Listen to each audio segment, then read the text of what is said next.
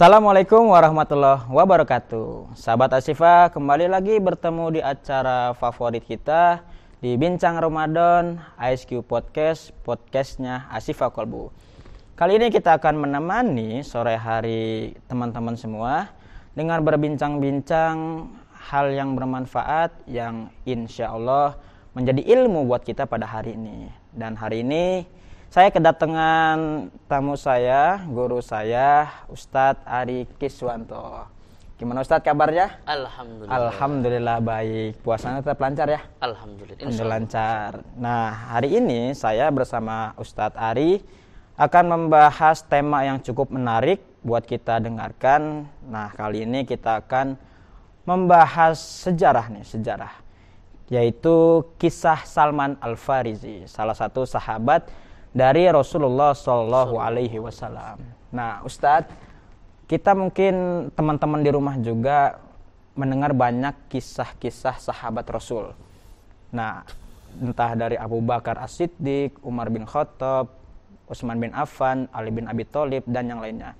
Dan yang akan kita bahas kali ini tentang kisah Salman Al-Farisi. Mungkin teman-teman di rumah pernah membaca kisahnya ataupun mendengarkannya. Nah, hari ini kita akan mendengarkan juga kisah Salman Al-Farisi yang insya Allah akan dijelaskan oleh Ustadz kita, Ustadz Ari Kiswanto. Nah, Ustadz, siapa sih Salman Al-Farisi itu? Baik. Bismillahirrahmanirrahim. Assalamualaikum warahmatullahi wabarakatuh. Selamat sore dan selamat menjalankan ibadah puasa untuk sahabat-sahabat Asyifa di rumah.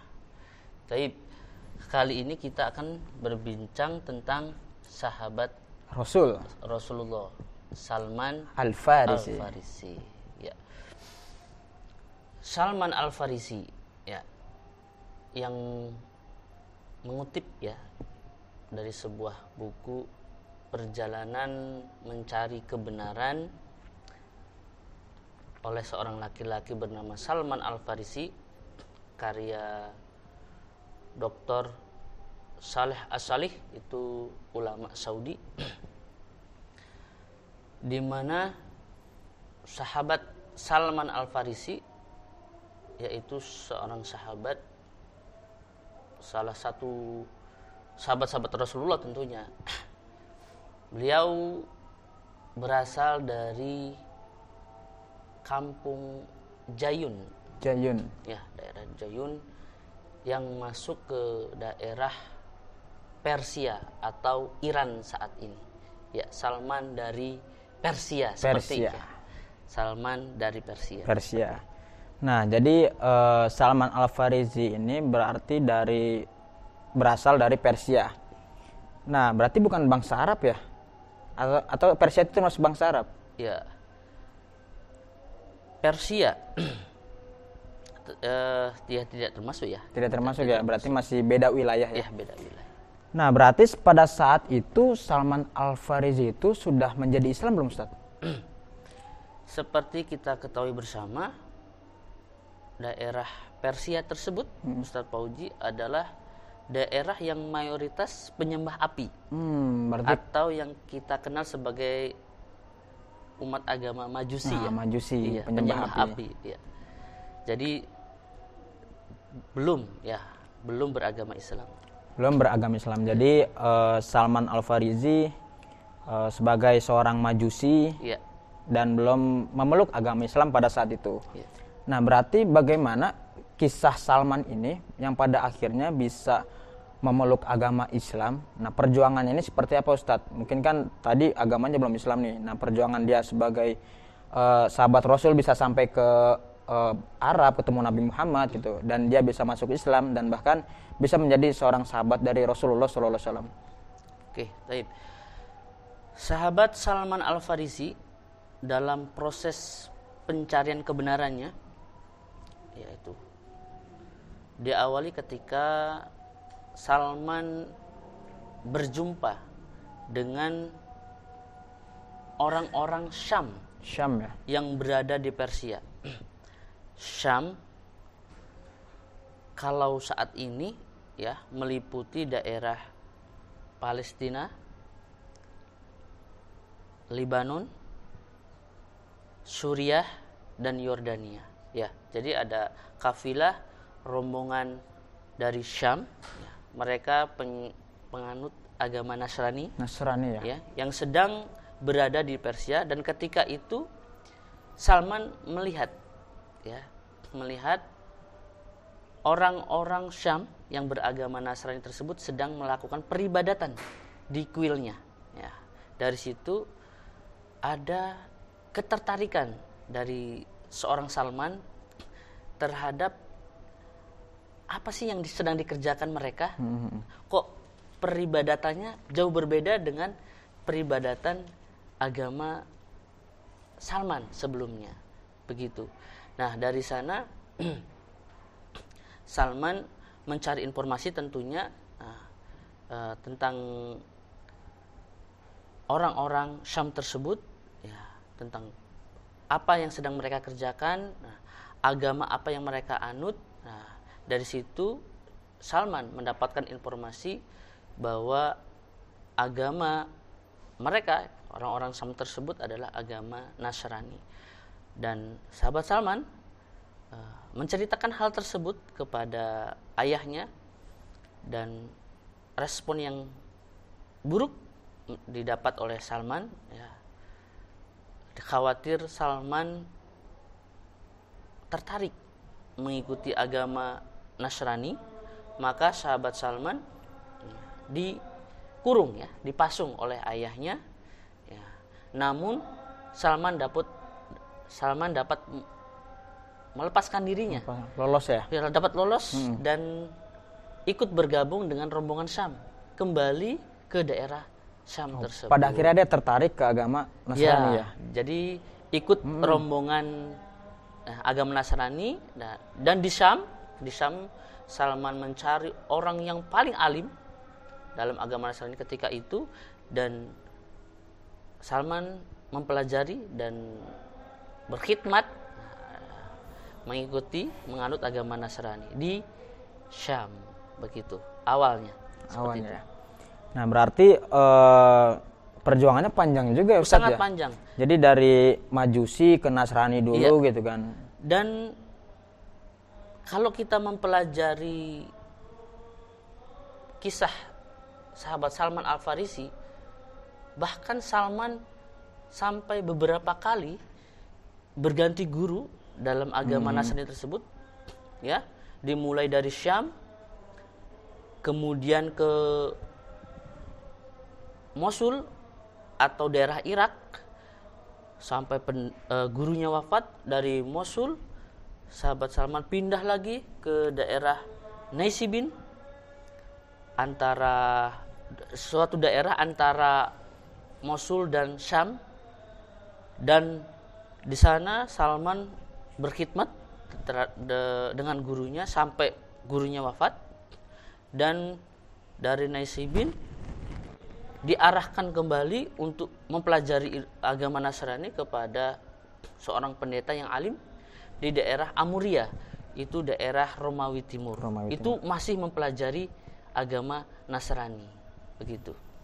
Nah, jadi perjalanan dia di dalam agama Nasrani pun pindah-pindah, gurunya. Ya, berpindah dari guru ke guru. Dari guru ke guru. Dari daerah ke daerah, begitu. Terus bagaimana nih, Ustadz, sampai dia pada akhirnya menemukan Islam? Oke.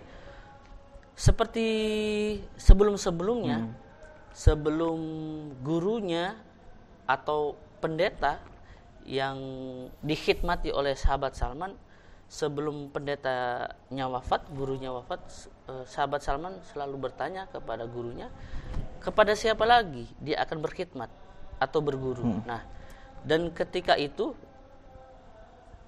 di perjalanan pencarian kebenaran yang di Amuria tersebut, ya, setelah gurunya yaitu seorang pendeta di daerah Amuria, ya, mendekati ajalnya, dia berpesan atau menjawab kepada Salman terhadap pertanyaan-pertanyaan yang diajukannya. gurunya berpesan bahwa dia tidak berjumpa dengan seorang pun yang mempunyai perkara, berpegang dengan perkara agama yang sama dengan gurunya. Dan bahkan di sana pendetanya yang berasal dari Amuria, Romawi Timur, berpesan bahwa nanti akan hadir, ya, akan tiba, ya, seorang nabi baru pada kehidupan yang dijalani oleh sahabat Salman, ya. Bahkan di sana diceritakan, ya, ciri-ciri nabi tersebut, ya, bahwa nabi tersebut adalah seorang penganut agama yang sama terhadap dengan agama Ibrahim, ya, sebagai penganut agama tauhid, ya. Lalu memiliki stempel kenabian di antara pundaknya. Lalu seorang nabi tersebut selalu makan dengan makanan sebagai pemberian hadiah dan tidak memakan makanan sebagai pemberian sedekah. Diceritakan panjang lebar tentang ciri-ciri nabi tersebut. Nah, sehingga kemudian gurunya berpesan kepada Salman bahwa kalau kamu bisa pergi ke Arab, ya, maka pergilah. Karena sahabat Salman memiliki dorongan, ya, yang kuat terhadap pencarian akan kebenaran, maka sahabat Salman bertemu dengan kafilah Arab. Lalu sahabat Salman mengikuti izin mengikuti kafilah Arab untuk pulang ke negara Arab dengan harapan dapat berjumpa tentunya dengan nabi, ya, yang diceritakan gitu, ya, gurunya tersebut. Oke, seperti itu. Nah, berarti Salman ini langsung ikut ya dengan kafilah ke kafilah Arab, ya. Ya. Nah, pada akhirnya sampai di Arab itu dia langsung mencari Ustadz gitu ya. Nah, itu proses dia mencarinya itu gimana Ustadz? Jadi proses pencarian, ya, atau bertemunya sahabat Salman Al-Farisi dengan Rasulullah itu sangat berliku, ya. Jadi diawali dengan ikutnya sahabat Salman dalam rombongan atau kafilah Arab, ya. Ketika tiba di suatu daerah pinggiran Arab yang bernama Wadi Al-Qura, ya, dan disangka oleh Salman ketika itu bahwa dia sudah berada di tempat di mana Rasulullah tinggal. Nah, karena udah di Arab itu, ya. Ya. Ternyata itu belum. Melainkan masih berada di pinggiran Arab, ya. Di pinggir Madinah, ya. Dan pada saat itu Salman sempat dijual sebagai, ya, budak, ya. Oh, jadi dia sempat dijual, ya, budak gitu kepada seorang yang beragama Yahudi, ya. Ya, beragama Yahudi. Nah, lalu sahabat Salman dijual kembali kepada seorang Yahudi dari golongan Bani Quraidah. Bani Quraidah ini adalah sekelompok, ya, yang berkhianat kepada umat Islam, ya, di Madinah dalam peristiwa perang Khandaq. Ya, dalam peristiwa Khandaq. Jadi berkhianat, Bani Quraidah ikut menyerang muslimin dari dalam. Ya, dari dalam, sedangkan musuh dalam selimut gitu. Iya, sedangkan dari luar umat muslimin diserang oleh golongan kafir Quraisy. Nah, jadi Bani Quraidah itu adalah orang Yahudi yang berkhianat menyerang Islam dari dalam di Madinah, yang akhirnya juga diusir dari Madinah oleh Rasulullah SAW. Begitu. Jadi panjang juga ya sampai dia, iya, menjadi seorang budak dijual sana sini. Jadi masih belum ketemu Rasulullah. Masih proses lagi gitu ya. Iya. Nah, menariknya Ustadz Pauji, ketika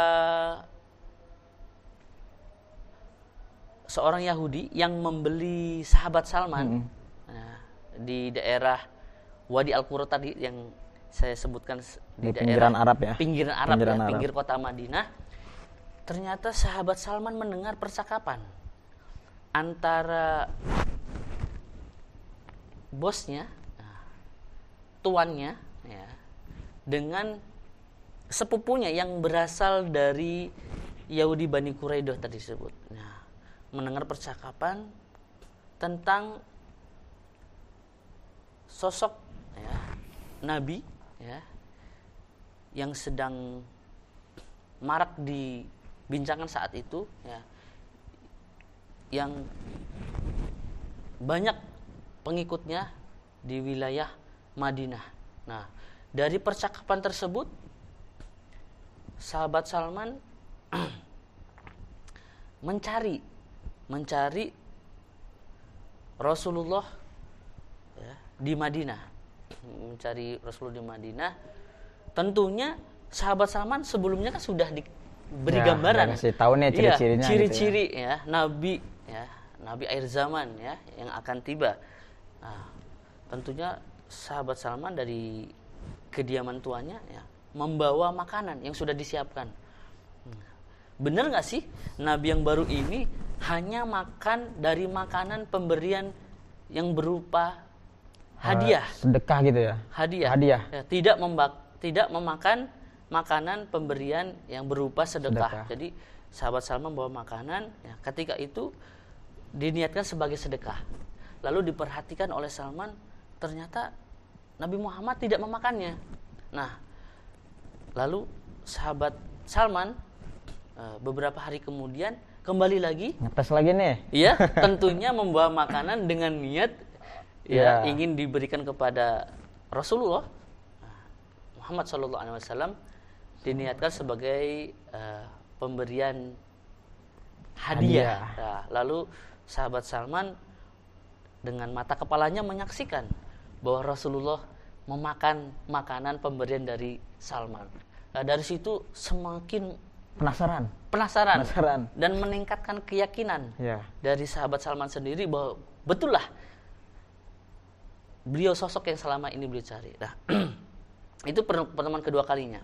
Dan pada pertemuan yang ketiga, ketika Rasulullah berada di daerah Baqi al-Ghurqad ya, Baqi itu dikenal sebagai daerah pemakaman sahabat-sahabat Rasulullah SAW di Madinah. Ketika itu Rasulullah menggunakan dua pakaian ya, berupa selendang.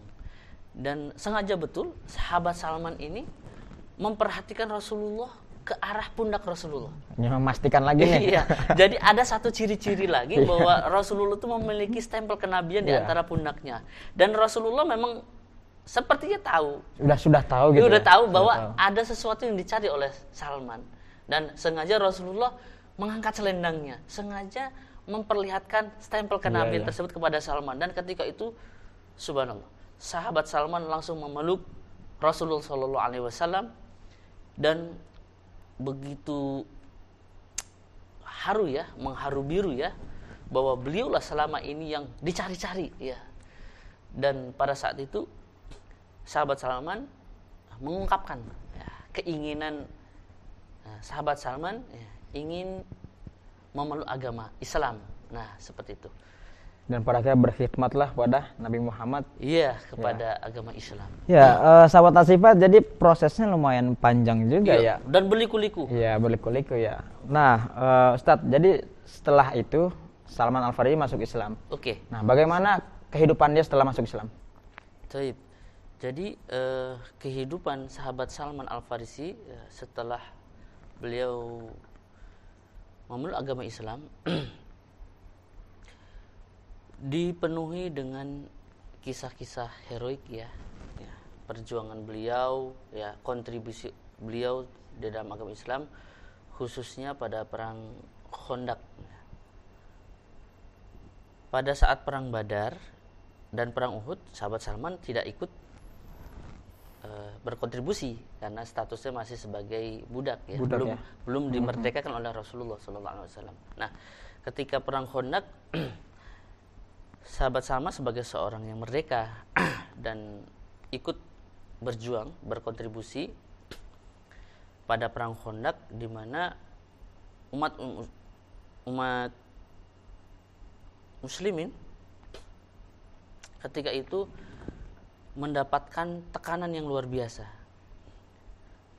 Yang pertama,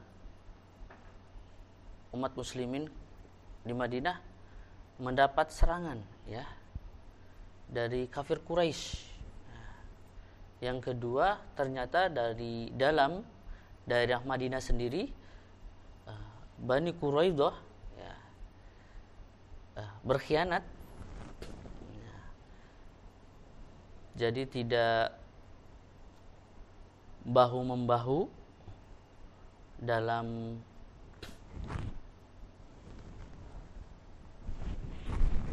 peperangan yang dihadapi umat muslim di Madinah melawan musuh-musuhnya, melainkan Bani Quraidah, bangsa Yahudi yang berada di Madinah ketika itu, bahkan menyerang Islam dari dalam. Nah, dan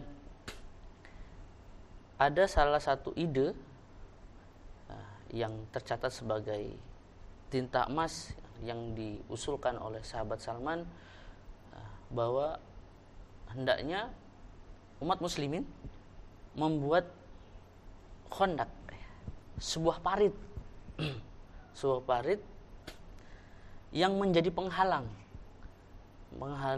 bangsa atau kaum kafir Quraisy agar tidak mudah masuk ke wilayah Madinah. Dan alhamdulillah, semua alhamdulillah, berkat ide sahabat Salman Al-Farisi ya, tentara kafir Quraisy yang dimotori oleh Abu Sufyan bin Uyainah, jadi tertahan di luar wilayah Madinah karena ada parit ya, ada lubang yang tidak bisa ya dilewati oleh mereka, dan tertahan di sana sampai beberapa hari, beberapa minggu. Dan Allah Subhanahu wa taala mengirim ya sebuah badai yang besar ya, yang memporak-porandakan perkemahan pasukan kafir Quraisy, sehingga mereka mau tidak mau kembali ke Makkah, sehingga tidak terjadi ya peperangan yang mengakibatkan tentara kafir Quraisy itu merasa mengalami kerugian ya, sudah jauh-jauh dari Mekah, akhirnya sampai Madinah tidak perang, bahkan mereka diporak-porandakan oleh angin ya. Alhamdulillahirabbil alamin. Alhamdulillah. Jadi luar biasa perjuangan Salman Al-Farisi ini dalam mencari kebenarannya, seperti yang kita dengarkan tadi. Jadi nggak mudah juga ya, karena banyak proses yang panjang yang perlu dia cari tahu, dan pada akhirnya Salman Al-Farisi memeluk agama Islam dan bisa menjadi sahabat dari Rasulullah Shallallahu Alaihi Wasallam. Nah, dari kisah ini Ustadz, kira-kira apa hikmah yang bisa kita ambil? Taib. Kisah Salman Al-Farisi yang pertama-tama diceritakan kepada sahabat Abdullah bin Abbas, lalu oleh sahabat Abdullah bin Abbas yang notabene adalah sepupu Rasulullah Sallallahu Alaihi Wasallam ya, Abdullah putra Abbas ya, putra Abdul Muthalib ya. Jadi lalu oleh Abdullah bin Abbas diceritakan oleh sahabat-sahabat yang lain tentang sahabat Salman Al-Farisi yang memiliki sebuah kisah yang patut diteladani, nah, tidak hanya oleh para sahabat-sahabat yang lain ketika itu, bahkan keteladanan dari sahabat Salman adalah keteladanan yang dapat diikuti oleh umat muslimin sepanjang zaman, termasuk kita saat ini, bahwa sebuah kebenaran itu adalah harus diperjuangkan, sebuah hidayah itu harus dimaknai sebagai yang aktif, harus diperjuangkan, diraih dengan usaha yang luar biasa, tidak mengenal putus asa, sehingga kita betul-betul dapat mendapatkan hidayah yang betul-betul tidak hanya ya, dimaknai secara pasif bahwa kita cukup beragama ya, sebagaimana orang pada umumnya, tidak ada usaha lebih ya. Karena dari peristiwa sahabat Salman tersebut meraih hidayah dari perjalanannya dari Persia ke Syam, ke Mosul, ke Naisibin, ya, ke Amuria, lalu ke Yasrib. Dari Yasrib bertemu dengan Rasulullah SAW itu menunjukkan bahwa sahabat Salman adalah seorang yang betul-betul digambarkan seperti dalam sebuah buku ya, karya Dr. Sholih As-Salih ya, ulama dari Saudi, bahwa seorang pencari kebenaran ya, seorang laki-laki yang bernama Salman Al-Farisi, seorang betul-betul pencari kebenaran ya, yang berjuang mencari hidayah Allah Subhanahu wa taala tanpa putus asa. Dan kita pun dapat juga menteladani kehidupan tersebut, yaitu bagaimana kita dapat memperjuangkan hidayah ya, agama Islam secara sungguh-sungguh ya, sebagaimana sahabat Salman mencari hidayah agama Islam. Wallahu a'lam bishawab. Masya Allah, sangat luar biasa yang kita dengarkan pada hari ini. Banyak pesan yang kita dapatkan, salah satunya bagaimana perjuangan Salman Al-Farisi dalam mencari kebenaran Islam, dan itu patut kita contoh, apalagi di bulan Ramadan ini kita harus benar-benar berjuang sama halnya dengan perjuangan Salman Al-Farisi. Tidak boleh bermalas-malasan. Nah, tidak boleh malas-malasan, yang pada akhirnya Salman Al-Farisi bisa dekat bahkan menjadi sahabat Rasulullah, dan kita juga harus bisa dekat nih dan menjadi orang yang dicari oleh Rasulullah juga. Dan mudah-mudahan banyak pelajaran yang bisa kita terapkan dalam kehidupan kita, dan Ramadan kita menjadi Ramadan yang lebih baik lagi dan lebih maksimal lagi. Oke. Terima kasih Ustadz Ari atas kehadirannya di Bincang Ramadan kali ini. Mudah-mudahan acara kali ini sangat bermanfaat bagi kita semua. Bayi merangkak di atas tanah, merangkaknya jauh ke belakang rumah. Semoga acara ini membawa berkah sebagai lentera di alam barzah. Sekian, wassalamualaikum warahmatullahi wabarakatuh.